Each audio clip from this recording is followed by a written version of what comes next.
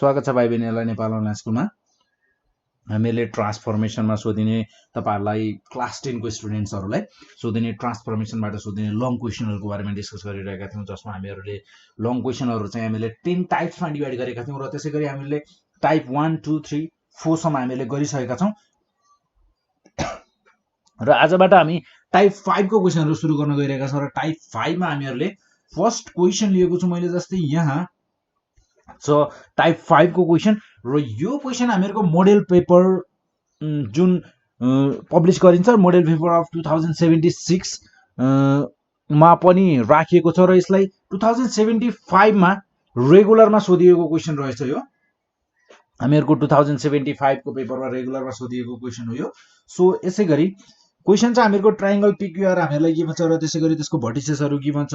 र यो ट्रायंगललाई ट्रान्सलेसन गर भनेको छ by the vector 1 - 2 column vector चाहिँ हामीलाई यो कोलम भेक्टरमा हामीलाई ट्रान्सलेट गर भनेर भनेको छ र त्यसैगरी इमेज जुन फर्म हुनेछ त्यो इमेजलाई अबाउट द ओरिजिन रोटेट गराउ र थ्रु 90 डिग्री इन पोजिटिभ डाइरेक्सनमा यो फिगरलाई रोटेट गराउ भनेर भनेको छ र त्यसैगरी हामीको right down the coordinates of the vertices of the images पनि भनेको छ। इमेजहरुको भर्टिसेसहरु पनि प्लट गर प्रेजेन्ट गर फिगरमा भनेको छ र त्यसैगरी ट्रायंगल पीक्यूआर र त्यसको इमेजहरुलाई ग्राफ पेपरमा एउटै ग्राफ पेपरमा देखाउ भनेर भनेको छ। इजी छ क्वेशन। सो हामीहरु फर्स्ट अफ अल हामीलाई गिवन के छ यो क्वेशनको लागि, यो क्वेशन सल्भ गर्नको लागि हामीलाई गिवन छ कुराहरु, जस्तै हामीलाई यहाँ कोअर्डिनेट्सहरु गिवन छ ट्रायंगल पीक्यूआर को, भर्टिसेसहरुको कोअर्डिनेट्सहरु गिवन छ। यो कोअर्डिनेट्सहरुलाई हामी लेख्छौं फर्स्ट अफ अल, देन हामीहरु सुरु गर्छौं यो क्वेशनलाई सल्भ गर्नको लागि। सो फर्स्ट अफ अल हामीहरुलाई यहाँ गिवन भनेको triangle PQR with vertices given छ हामीहरुलाई। Here the given vertices of triangle PQR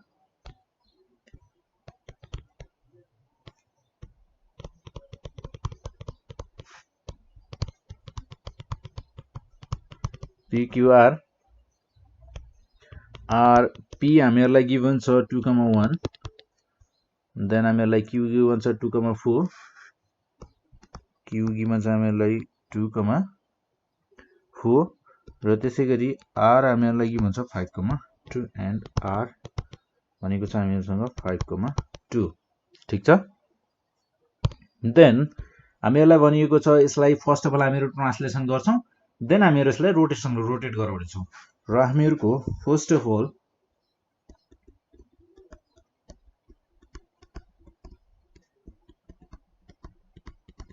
we know that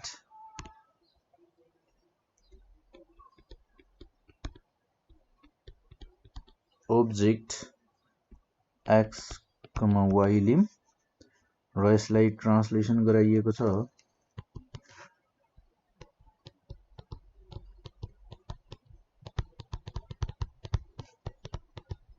translation by AB vector. AB भेक्टरले गराउँदा हामीहरुको यो टेस्ट एज अ टेस्ट लिँदा यसलाई x + a हुन्छ, यो फर्मुला भयो र त्यसैगरी हामीहरुको y + b हुन जान्छ हामीहरुको फर्मुला भनेको र यो इमेज हामीहरुको कुनै पनि अब्जेक्टको इमेज यसरी निकालिन्छ। देन हामीहरुको p पोइन्टलाई हामी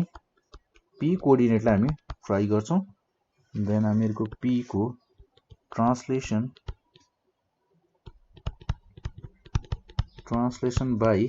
हामीहरुलाई भेक्टर गिवन थियो 1, -2 1 -2 हामीहरुको यसको थ्रु हामीहरुले ट्रान्सलेसन गराउनु पर्ने छ। देन हामीहरुको p डैश भनेको whenever x + a यानी कि 2 + 1 3,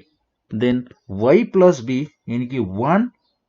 + -2 1 - 2 यानी कि -1 हुने भयो। सो यसरी नै हामी q को लागि निकाल्छौं। q छ हामीहरुलाई 2,4, देन हामीहरुको यसमा ट्रान्सलेसन गर्दा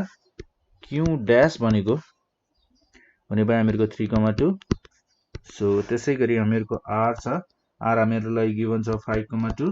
देन यसको ट्रान्सलेसन गर्दा यो हुने भयो हामीहरुको r डैश 6,0। देन अगेन हामीहरुले यसलाई रोटेसन गराउनु छ, देन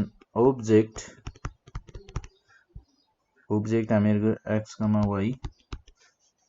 देन यसको रोटेशन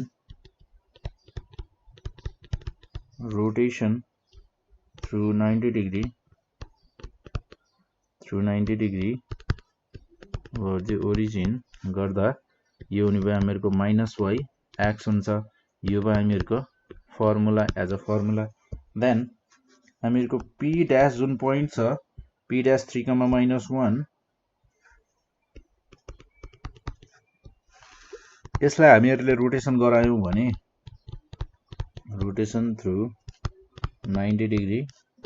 अबाउट द ओरिजिन गरायौं भने यो हुने भयो हामीहरुको -y यानी कि यो हुने भयो हामीहरुको 1 माइनस इन्टु माइनस प्लस 1 हुने भयो 1,3 हुने भयो यो भयो हामीहरुको p डबल डैश देन हामीहरुको q डैश भनेको हामीहरुसँग छ 3,2 ठीक छ 3,2 र यसको रोटेसन q डबल डैश भनेको हामीहरुको हुन जान्छ -2,3 देन हामीहरुको r डैश 6,0 यसको रोटेसन हुन जान्छ हामीहरुको r डबल डैश भनेको 0,6 then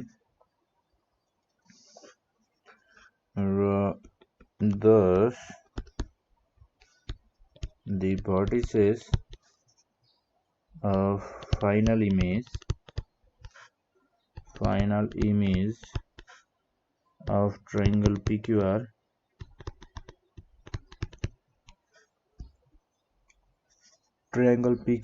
are हामीहरुको p double dash भनेको छ 1,3 देन हामीहरुको q डबल डैश भनेको छ -2,3 एन्ड r डबल डैश छ हामीहरुसँग 0,6 ठीक छ र हामीहरु अब ग्राफ बनाउनको लागि रेडी छौं किनभने हामीहरुले यहाँ फाइनली हामीहरुको इमेजको कोअर्डिनेट के हुनेवाला छ त्यो पनि क्याल्कुलेट गरिसकेका छौं र हामीहरु अब यहाँ त्यसको लागि हामीलाई सबैभन्दा पहिले चाहिने भयो ग्राफ पेपर यो भयो हामीहरुको ग्राफ पेपर देन हामीलाई चाहिने भयो कोअर्डिनेट्सहरु x कोअर्डिनेट y कोअर्डिनेट र यो भयो हामीहरुको y कोअर्डिनेट देन यो भयो हामीहरुको x कोअर्डिनेट ठीक छ देन यो भयो मेरो x कोअर्डिनेट र यो y coordinate then first of all हामीहरुको ऑब्जेक्ट बनाऊ ऑब्जेक्ट छ हामीहरुको ट्रायंगल PQR देन 2,1 p को कोअर्डिनेट 2,1 यो भयो हामीहरुको p देन हामीहरुसँग छ q 2,4 यो भयो हामीहरुको 2,4 देन r छ हामीहरुसँग 5,2 3 4 5,2 यो भयो हामीहरुको r 5,2 र यो भयो हामीहरुको ऑब्जेक्ट अफ द ट्रायंगल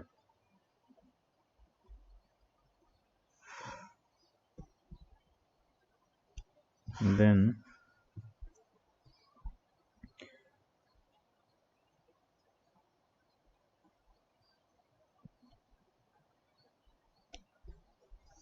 यो भयो हामीहरुको RQ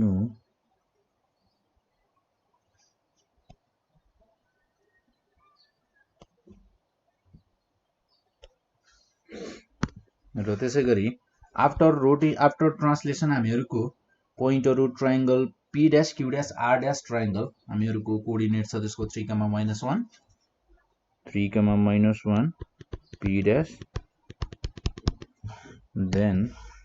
त्यसैगरी हामीहरुको q डैश छ 3,2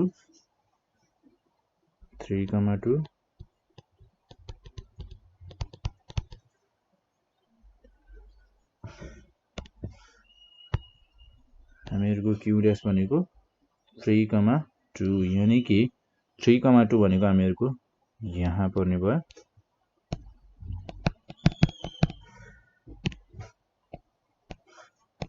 यो भयो हामीहरुको q डैश 3,2 देन हामीहरुको r डैश छ 6,0 2 5 3 यो भयो हामीहरुको r डैश 6,0 देन यसको लागि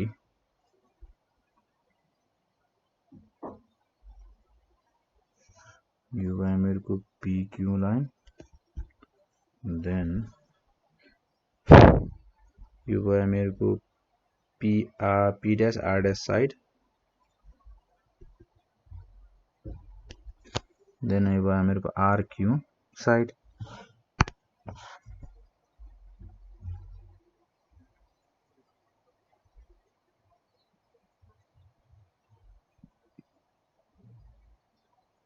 RQ side, then हामीहरुको फाइनली आफ्टर रोटेशन कस्तो फिगर बन्छ त्यसको लागि कोअर्डिनेट हामीहरुसँग छ र यो कोअर्डिनेटहरुलाई प्लट गर्छौं हामी first of all 1,3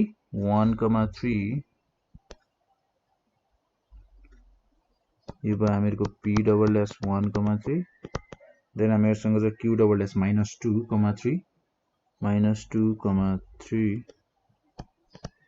Q double dash -2,3 then हामीहरुसँग छ R डबल डैश 0,6 भनेपछि 2 3 4 5 6 0,6 यो भयो हामीहरुको R डबल डैश 0,6 हैन त र यो फाइनल हामीहरुको फाइनल फिगर भनेको यो हुने भयो